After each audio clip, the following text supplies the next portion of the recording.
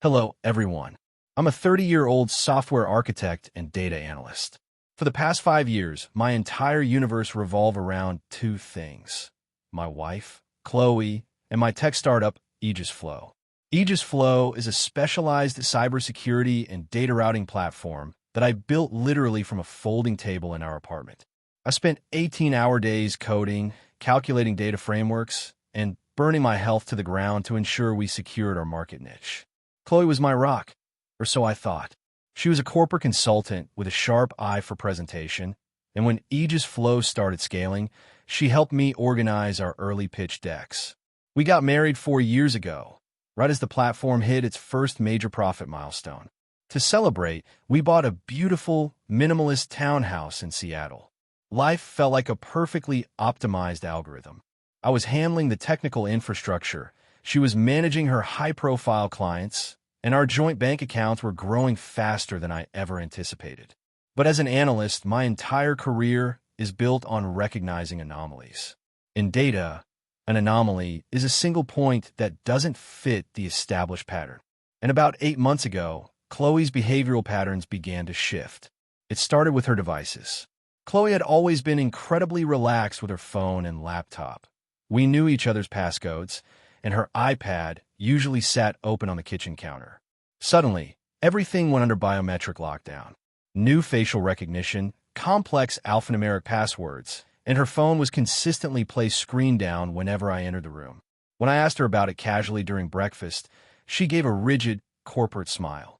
My firm just updated our data privacy compliance policies. Caleb, I'm handling high-stakes client folders now.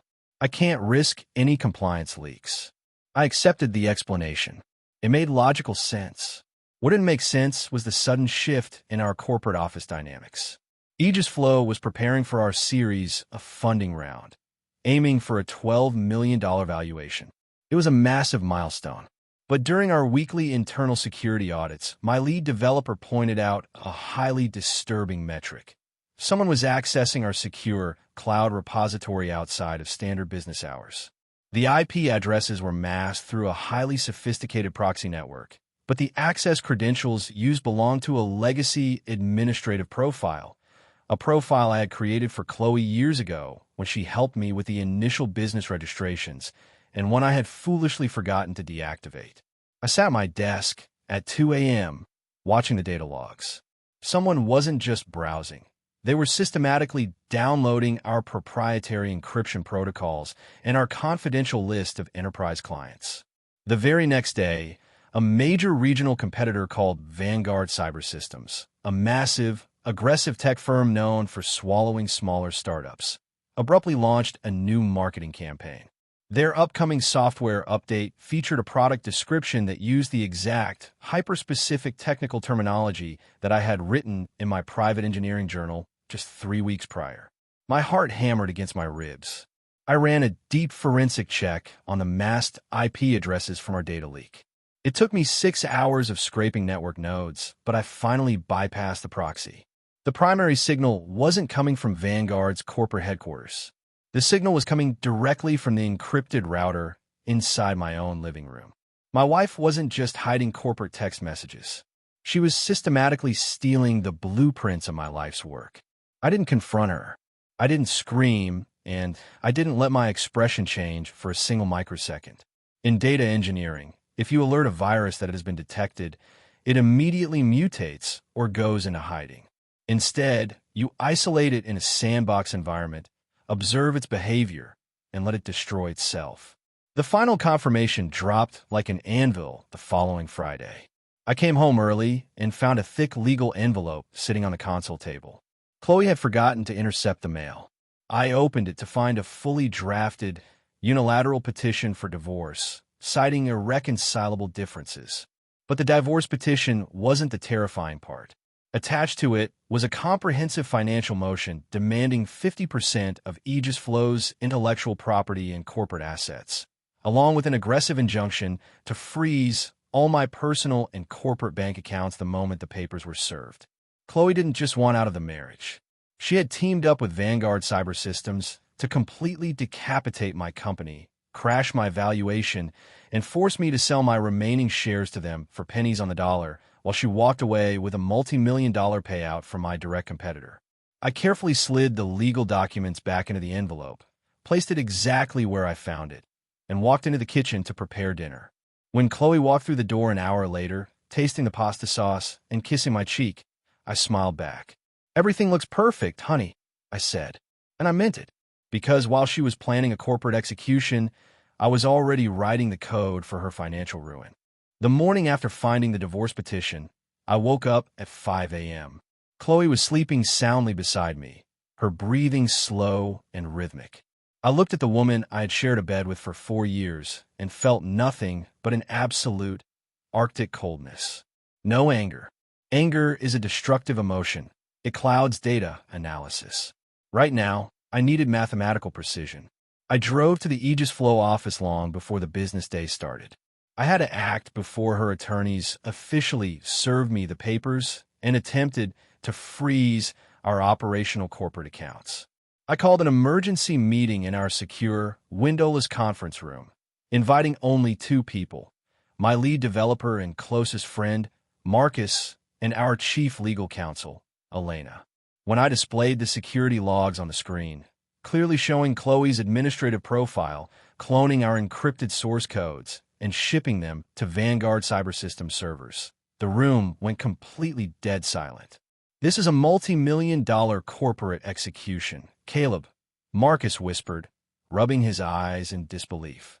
"If Vanguard integrates our proprietary routing matrix into their upcoming product launch, our series of funding round is dead. We lose our entire competitive advantage." "They aren't just integrating it," Elena added, scanning the photos of Chloe's divorce petition I had taken the night before. "Chloe is legally timing the service of these papers to hit you the exact week Vanguard announces their software update. She will claim half of Aegis Flow's value, argue that the litigation makes the company unstable, and the court will pressure you to liquidate or sell your shares to Vanguard's holding group for pennies. It's a textbook inside corporate raid. So we lock her account and terminate her access token right now," Marcus asked, his fingers already hovering over the terminal. "No," I replied, stopping his hand. "If we revoke her access now, she immediately knows she's been burned. Her attorneys will shift tactics, and Vanguard will wipe their servers and deny any connection to her. We're going to build a sandbox, a digital aquarium." Over the next 48 hours, Marcus and I didn't sleep. We engineered an isolated, identical clone of our cloud repository. To anyone looking at it, it appeared to be the holy grail of our company. Our unreleased, revolutionary update, Project AlphaCore. It utilized the exact same naming conventions, file structures, and architecture as our real software. But buried deep within the core architecture of this clone software, I deliberately introduced a devastating, hidden structural flaw. It was a beautiful mathematical time bomb. Under casual testing conditions, the code ran flawlessly, demonstrating incredible processing speeds and flawless data encryption. But the second the software was deployed in a live corporate environment with more than 10,000 active concurrent users, the cryptographic keys would systematically corrupt themselves, causing an irreversible, catastrophic, system-wide database collapse. It was designed to completely wipe the servers of anyone hosting it. On Tuesday evening, I rerouted Chloe's legacy admin profile to point exclusively toward this isolated sandbox. That night, I sat in our living room, pretending to read a book while Chloe sat across from me on the armchair, typing on her securely locked laptop. I pulled up my network monitor on my phone beneath the pages of my book. Right before my eyes, I watched her profile log in. She was executing a massive brute force download of the corrupted AlphaCore blueprint. She was copying the virus, thinking she was stealing the crown jewels of my company. As she finished the download, she looked up at me, closing her laptop with that same sweet, reassuring smile. "You look stressed, Caleb," she said softly, walking over to rub my shoulders. "You're working too hard on that startup. Sometimes you just need to learn when to let go." "You're right, honey," I said, leaning back in her touch, watching the final data packets transfer to her drive. Sometimes, letting go is the best option. The hammer dropped exactly on Thursday afternoon. I was in the middle of a high-stakes pitch meeting with our primary venture capital lead, Arthur Vance, discussing the final parameters of our $12 million valuation. The boardroom doors swung open, and two formally dressed process servers walked in, bypassing my assistant. "Caleb Vance?" One of them asked loudly. "Yes," I said, keeping my posture rigid. "You've been served." He slammed a thick stack of legal documents onto the mahogany conference table, right in front of our prospective investors. Arthur Vance frowned, adjusting his glasses as he looked at the bold header. "In the Superior Court of King County, petition for dissolution of marriage and emergency financial injunction." Elena, who was sitting next to me, immediately intercepted the documents. She skimmed through the pages, her face hardening as she reached the specific addendums. Chloe's lawyers hadn't just filed for divorce. They had successfully petitioned a judge for an emergency temporary restraining order on our business operations, alleging that I was actively attempting to conceal marital assets in offshore accounts. All of Aegis Flow's primary corporate accounts were to be locked for auditing within 24 hours. Arthur Vance stood up slowly, closing his tablet. "Caleb, I like your tech, but our fund does not invest in toxic, radioactive domestic legal wars. Until this corporate structure is completely clean and this injunction is lifted, our $12 million offer is officially frozen." The moment they left, my phone lit up with a text message from Chloe. It was the first time she had dropped her corporate polite mask. "I told you that you should have learned when to let go, Caleb. My legal team is going to audit every line of code and every dollar you've made. If you want this injunction lifted before your company goes bankrupt, you will sign over 50% of the intellectual property to me by Monday morning." 10 minutes later, Vanguard Cyber Systems put out a massive global press release. They announced an upcoming emergency keynote titled, "The Future of Secure Data Routing, Introducing Vanguard Prime." The release boldly claimed their new software would completely render all smaller competitors, specifically naming companies like Aegis Flow, obsolete within 30 days. Elena looked at me, her hands trembling slightly as she checked her legal tablet. "Caleb, Vanguard's press release describes the exact specifications of Project Alpha Core. They think they have our real code. And with our bank accounts frozen by the court tomorrow, we won't even have the capital to pay our developers or fight this in court for more than 3 weeks." I stood up, walked over to the glass windows overlooking the city, and took a deep breath. "Elena, how long do we legally have before the asset freeze takes full effect?" I asked. "The bank lock executes at exactly 5 p.m. tomorrow," she said. "Perfect," I replied, turning around with a sharp, cold grin. "Marcus, activate Phase 2 of the sandbox environment. Elena, prepare a countersuit. We aren't going to fight her injunction. We're going to let her walk right into the trap." Instead of panicking, hiding, or calling Chloe to beg for a settlement, I went completely silent. I didn't reply to her text message. I didn't have my lawyers counter her emergency motion. The next morning, Friday, I instructed Marcus to execute a highly specialized corporate maneuver.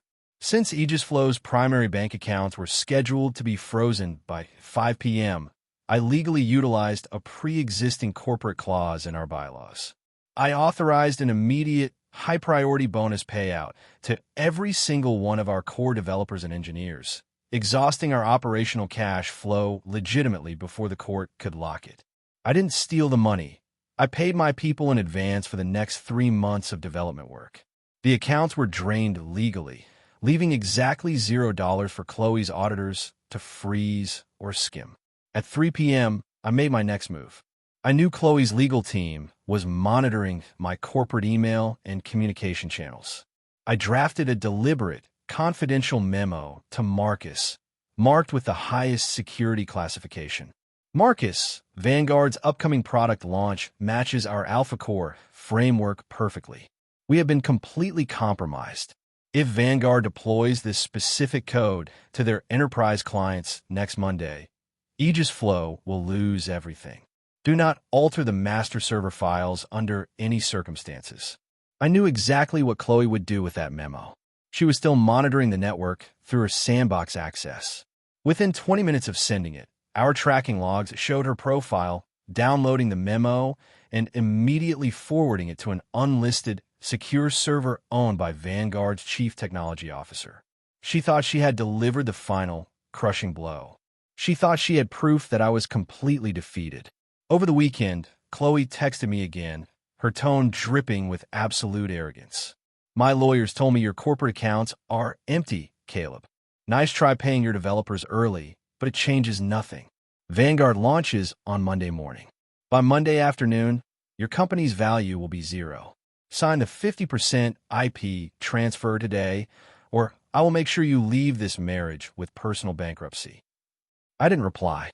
I spent my Sunday afternoon packing my personal belongings out of our Seattle townhouse, while she was staying at a luxury hotel downtown, funded by her advanced consulting retainers from Vanguard. I didn't leave a single note, a single torn photo, or a single angry word. I simply moved my life into a secure, short-term corporate apartment near the bay, completely cutting her out of my physical existence. Monday morning arrived. The tech world was buzzing. At 9 a.m. Eastern Standard Time, Vanguard Cyber Systems held their live global broadcast. Their CEO stood on a massive stage, confidently projecting slide decks that displayed the exact, corrupted architectural framework of Project Alpha Core.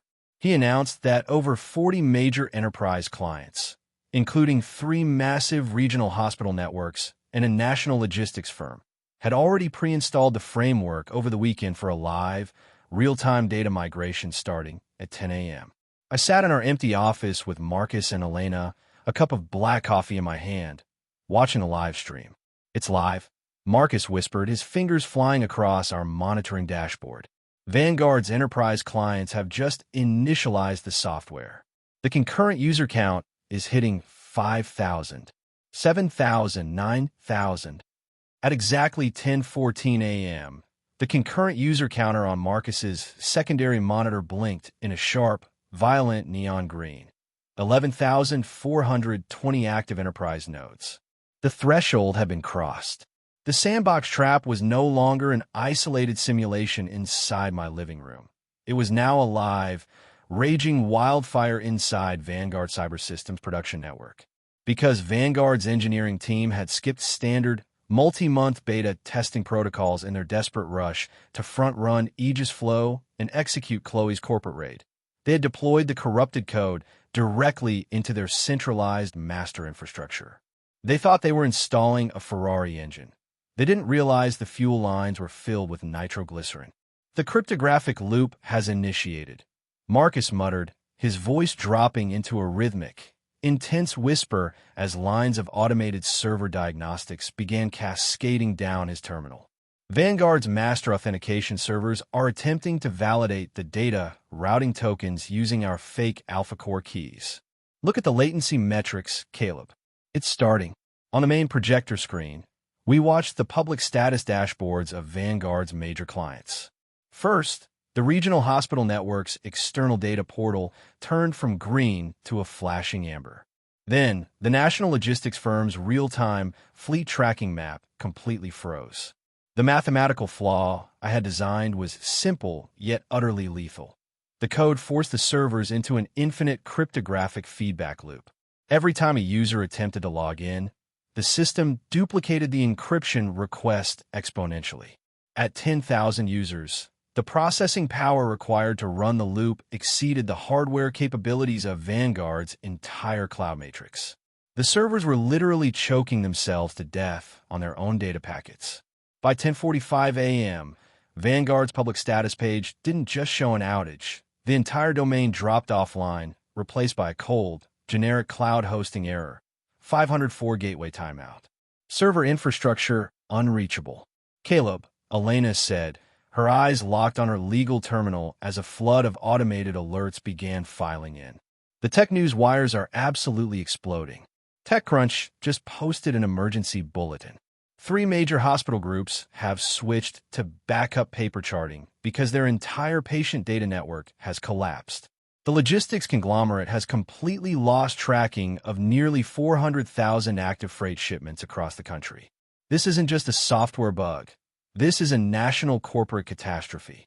Right on cue, my personal phone began vibrating so violently against the mahogany table that it nearly slid off the edge. The caller ID displayed Chloe's name. I let it ring for a full 45 seconds before sliding the bar across the screen and placing it on speakerphone. "Caleb, what did you do?" Chloe's voice wasn't just panicked. It was shrill, trembling with a mixture of terror and absolute fury. The polished, corporate, untouchable persona she had maintained for 4 years was entirely gone. In the background, I could hear a chaotic symphony of shouting voices, ringing landlines, and frantic keyboard typing. She was clearly standing inside Vanguard's executive war room. "Good morning, Chloe," I said, my voice as flat and emotionless as a server diagnostic report. "I'm currently in the middle of a strategic planning session with my team. What seems to be the issue?" "Don't play stupid with me, Caleb," she screamed, her breath catching in her throat. "Vanguard's entire global network just suffered a total structural database corruption. Their CTO says the core source code contains a hidden, malicious self-destruct sequence. They're looking at the data trails right now, and the code matches the exact files downloaded through my legacy admin profile from the Aegis Flow repository. They are accusing me of intentionally planting industrial malware to sabotage their multi-million-dollar launch." "Well, Chloe, that sounds like a highly complex internal compliance issue for Vanguard," I replied smoothly, leaning back in my leather chair and watching Marcus display a real-time graph of Vanguard's crashing stock price. "As your legal team so eloquently reminded me last Thursday, my corporate accounts are completely frozen by your injunction. I have no operational control over data migrations outside of my own network. If Vanguard stole or intercepted unreleased, unverified sandbox code from an administrative profile that you legally controlled, then Vanguard is currently guilty of illegal possession of trade secrets, and you're guilty of industrial espionage." "Caleb, please." She shifted instantly from fury to a desperate, weeping plea. "You don't understand.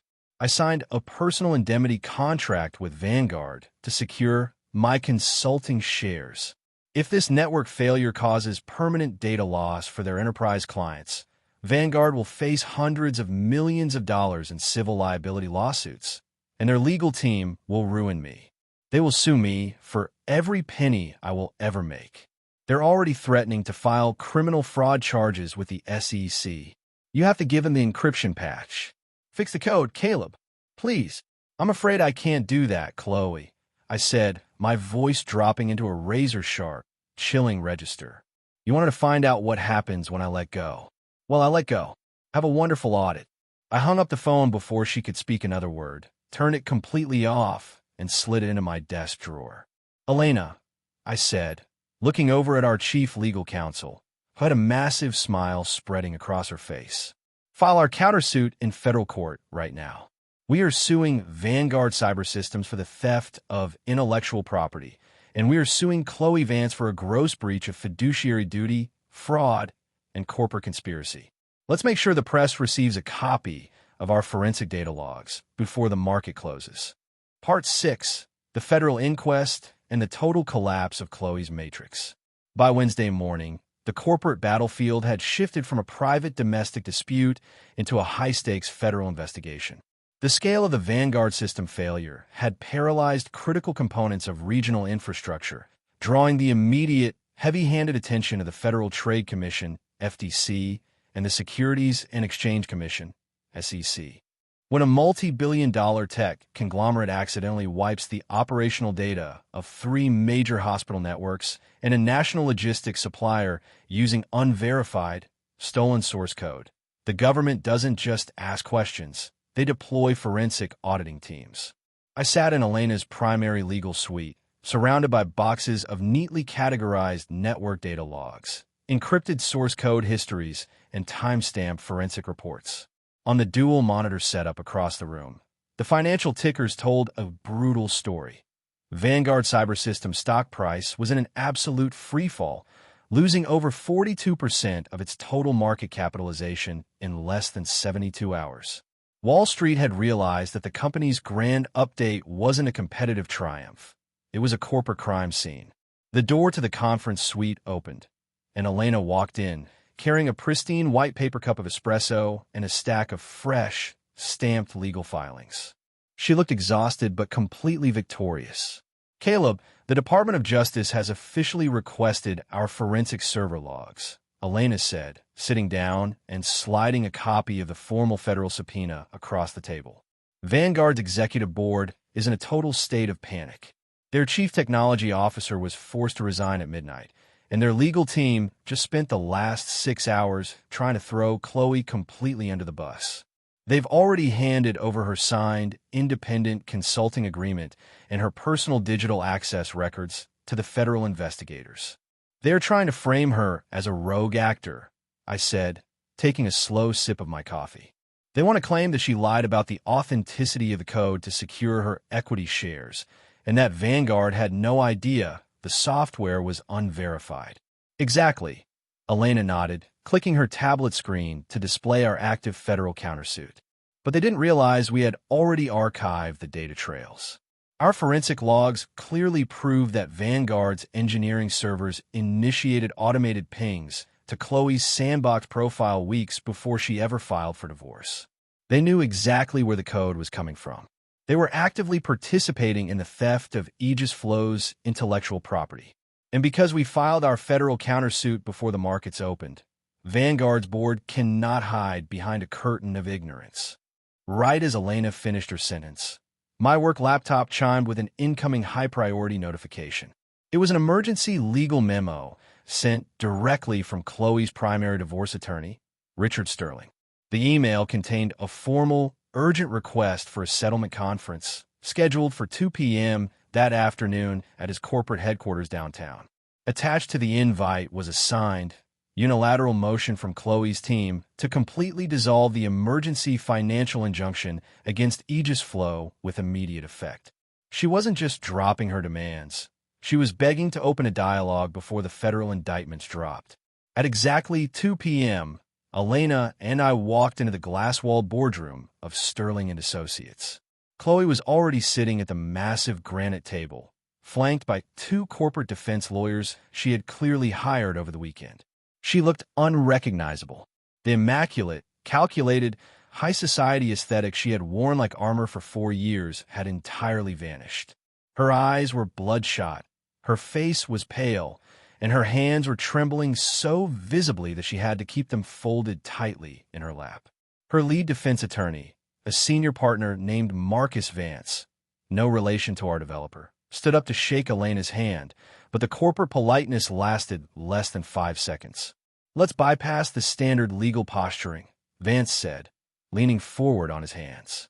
"My client, Chloe, is currently facing immense, catastrophic civil and potential criminal liability from both Vanguard Cyber Systems and federal regulatory bodies.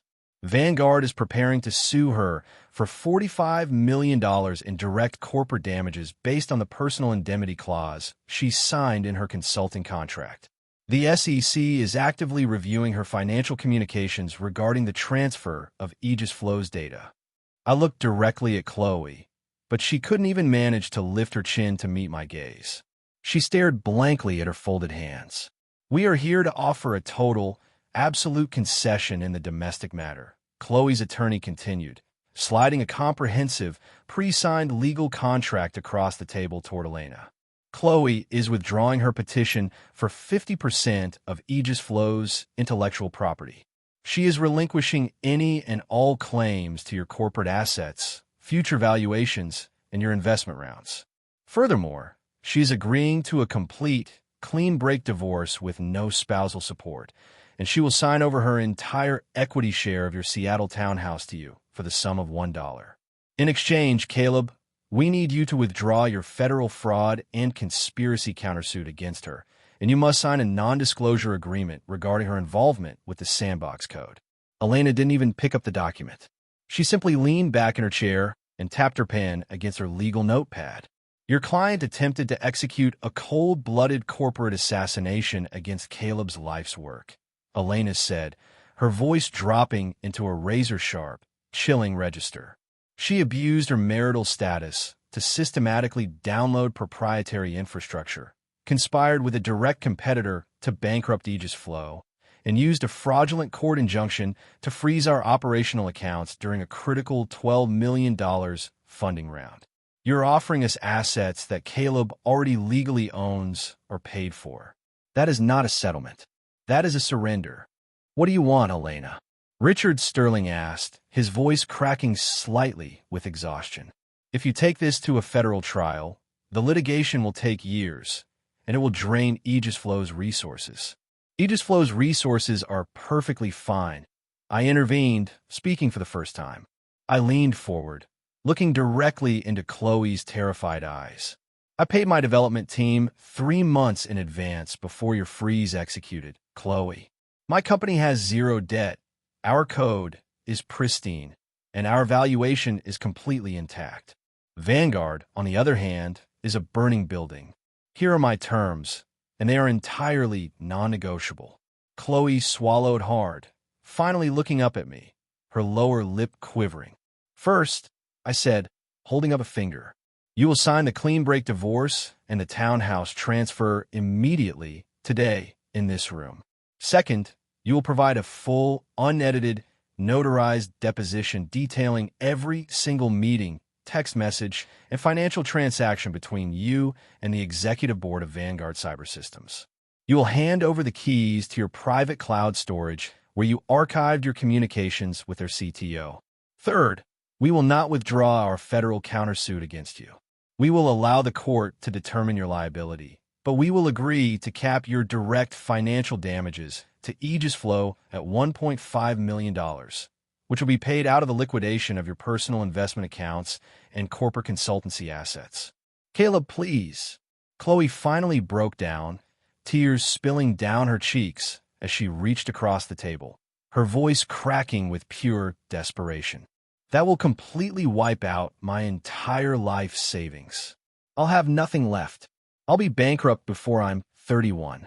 I did this because I thought we were stuck. I thought Vanguard was going to win anyway, and I wanted to secure our future. I made a mistake, Caleb. Please, we built everything together. We didn't build anything together, Chloe, I said, my voice completely devoid of emotion as I stood up and buttoned my suit jacket. I coded the infrastructure. You coded the betrayal. You have exactly 60 minutes to sign the notarized deposition and the asset transfers, or Elena will deliver our secondary data payload to the SEC. The clock is running. The aftermath of Chloe's signature was swift and mathematically absolute. Within 48 hours of delivering her full, notarized deposition and her unedited cloud communication logs to the federal prosecutors, Vanguard Cyber Systems' legal defenses completely collapsed. The documents proved a widespread pattern of corporate espionage orchestrated at the executive level. Facing severe federal sanctions and a cascading wave of multi-million-dollar civil lawsuit from their paralyzed enterprise clients, Vanguard's board entered into emergency restructuring. But for Aegis Flow, the trajectory was entirely different. Armed with a clean legal slate, a lifted injunction, and the explosive publicity of having our security systems proven so lethal that they systematically dismantled a multi-billion-dollar competitor, our valuation skyrocketed. 2 weeks after the settlement conference, I sat in a high-rise office in Palo Alto, California. Across the table sat Arthur Vance, our primary venture capital lead, alongside 2 new managing partners from a premier Silicon Valley tech fund. The atmosphere was a complete contrast to the tense boardroom in Seattle. Caleb, what you did with that sandbox environment is being talked about in every cybersecurity circle from here to Tokyo, Arthur said, sliding a fresh, updated corporate contract across the table. You didn't just protect your company.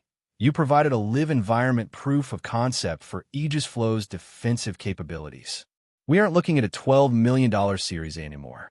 Our fund, in partnership with Apex Ventures, is officially offering a $24 million capitalization round at a $65 million total valuation. I picked up my pen, signed the corporate documents, and shook his hand. My team was taken care of, our development pipeline was funded for the next 5 years, and I was officially moving our entire operational headquarters to San Francisco. As for the minimalist townhouse in Seattle, I sold it less than 10 days after Chloe signed over the deed.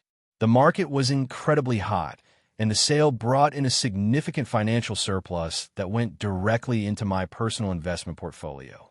I didn't even return to the property to oversee the final cleaning. I hired a corporate relocation firm to clear out the remaining furniture, ensuring that absolutely no trace of my past life remained. The final report on Chloe arrived via a text from her sister a few months later. Chloe's career as a high-profile corporate consultant was completely over. Her name had become radioactive in the industry.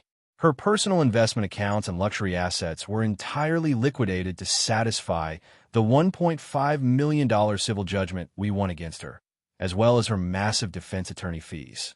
Stripped of her corporate shares, her lifestyle, and her professional reputation, she was forced to move back into her parents' home in a quiet suburb outside Spokane, facing a multi-year probation agreement with federal regulators for her role in the data transfer. Austin and the rest of the Vanguard executives didn't escape the fallout either. The company was forced to sell off its remaining data assets to a larger conglomerate at a massive loss, and Vanguard's former CTO is currently serving a federal sentence for industrial conspiracy. Sometimes people tell me that I acted with too much calculation, that I should have shown some level of emotional grace or marital compromise to a woman I had spent 4 years with. But I look at it through the lens of a data analyst.